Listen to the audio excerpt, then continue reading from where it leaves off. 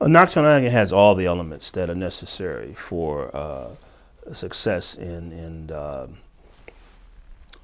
mainstream community. It deals with some very serious and touching issues, such as child abuse, child molestation. It deals with bipolar disorder, which is an issue that really has not been touched on in cinema. I think to a certain degree it touched on that. The whole issue of, as we know, substance abuse is dealt with very seriously in this movie. And then relationships, the relationship between the husband and the wife, the mother and the daughter, are all issues I think just has humanity that we can relate to.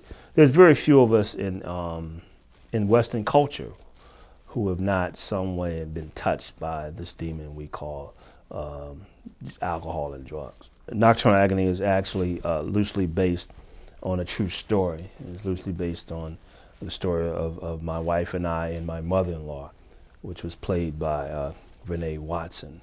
And I say loosely based because there's very little factual that came out in the movie, but the very basis of some of the issues, I would say that we were dealing with some similar issues. I am a man of faith, and I believe heretofore, whether I do a film that's strictly a political film, I have some ideas of films that I like to do of great African historical figures who may or not have been Christian, if you will. Yet, even in that, I think because of who I am, and as all artists, there'll be a certain perspective on that. I believe that nothing is done in a vacuum, nothing is done without the guidance of the Almighty Creator.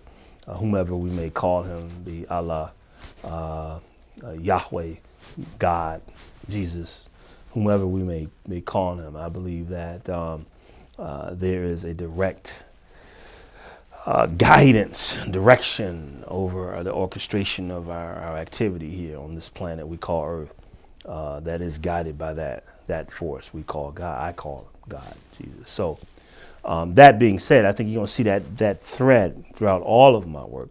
I think you can see that now. However, and so Nocturnal Agony is in fact a faith-based film.